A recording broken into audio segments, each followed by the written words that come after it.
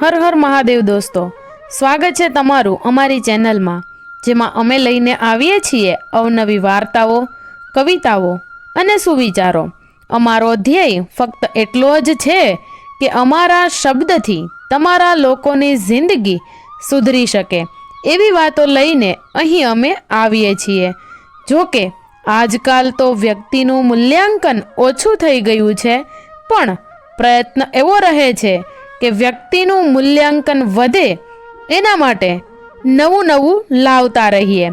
તમારે મહેનત ફક્ત એટલી જ કરવાની છે કે તમને જો અમારા સુવિચાર, અમારી વાર્તા અથવા અમારા કોઈ પણ શીર્ષક પરથી તમને કંઈક શીખવા મળ્યું હોય તો તમે તમારા જીવનમાં ઉતારજો અને તમારા મિત્રો અને પરિવારજનો સાથે અવશ્ય શેર કરજો. અને અમારી ચેનલને સબસ્ક્રાઈબ કરવાનું ભૂલતા નહીં. અમારો ફક્ત એટલો જ ધ્યેય છે કે અમે અમારા શબ્દોથી કે અમારી વાતોથી લોકોની જિંદગીને સુધારી શકીએ. આજની વાર્તાનો વિષય છે સંબંધમાં આઝાદી. આકાશને ઘણા સમયથી લાગે છે કે તે બંનેનો સંબંધ આઝાદીવાળો છે. ધરતીની જિંદગીમાં ઘણું બધું હોવા છતાં ક્યારે તેને એવું મહેસૂસ નથી થતું કે આ વ્યક્તિ તેના કરતાં વધારે બીજી કોઈ વ્યક્તિને મહત્ત્વ આપે છે. સંબંધમાં આઝાદી હોવા છતાં ધરતીને એટલો વિશ્વાસ છે કે તે ગમે તે વ્યક્તિ સાથે વાત કરે પણ મારી જગ્યા કોઈ લઈ નહીં શકે, અને કોઈ મારી જગ્યા લઈ લે તો પણ હું મારી યાદ અપાવી દઈશ કે હું તમારા માટે કેટલી મહત્ત્વની છું. તેનો પણ નિયમ એ જ છે કે તે મને મહેસૂસ કરાવી દે છે તે મારા માટે મહત્ત્વના છે. બસ હું આગળની જિંદગીમાં પણ આવો જ સંબંધ રાખવા ઈચ્છું છું, જેથી મારા જીવનમાં કોઈ ફાયદો પણ ન થાય અને કોઈ નુકસાન પણ ન થાય, છતાં પણ અમે લોકો સાથે રહી શકીએ. લોકો જોઈને વિચાર કરતા રહી જશે કે આ તે કેવો સંબંધ, જેમાં કોઈ અપેક્ષા નથી, કોઈ બંધન નથી, છતાં પણ લાગણી બેસુમાર છે. રહી વાત ભેટની, તો ઘણું આપ્યું છે ભેટમાં તેણે મને. તેના માટે નવું નવું કરવાનું ગમે છે મને, જે તેને ગમતું હોય. કેમ કે મારું માનવું છે કે કેવું રહો છો તે મહત્વનું નથી, પણ કેટલું સાથે રહો છો તે મહત્વનું છે. જો આખી જિંદગી સાથે રહેવું હોય તો પ્રેમમાં વિશ્વાસ હોવો જોઈએ, તે પણ અપેક્ષાઓ વગરનો.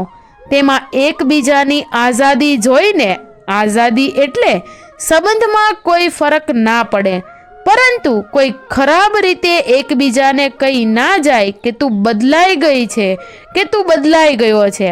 તેવી આઝાદી નિસ્વાર્થ સંબંધ આવો જ છે. વિચારું છું કે બંધનમાં બાંધ્યા વગર પોતાના સપનાઓ, પોતાની વાતો, જે સત્ય છે, હકીકત છે, તે મહત્વનું છે. એવી રીતે કે વ્યક્તિ જિંદગી જીવે બસ એટલું જ કાફી છે મારા માટે.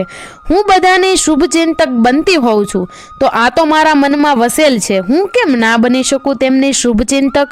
મને ગર્વ થશે કે મારા લીધે તેના જીવનમાં કંઈક સારું થાય. એટલે હું કહું છું કે સંબંધ આઝાદીનો સંબંધ છે. તેમને તો મને આઝાદ રાખેલી છે, પણ મને ક્યારેય એવું મહેસૂસ થાય છે કે તે મારા બંધનમાં છે. જો આવું હોય તો મને જરાક પણ પસંદ નથી, કેમ કે લાગણીવાળો પ્રેમ કર્યો છે, નિસ્વાર્થ બધા કરતાં અલગ છે. તે ગમે ત્યારે મારી વાત સાંભળી મને સારી રીતે સમજાવે છે, અને જો હું કોઈ વાતે ખોટી હોઉં તો એને હું સમજાવું છું, અને ખૂબ જ ગમે છે. અને હું ભૂલ કરતી રહું છું અને તેને બળતરા કરાવતી રહું છું. તેનું કહેવું એમ છે કે જો વિશ્વાસ હોય એકબીજા પર તો બળતરા થવાની વાત જ નથી આવતી. આ વાત પણ બહુ સરળતાથી શીખવી છે, તેનો મને ખૂબ જ આનંદ છે.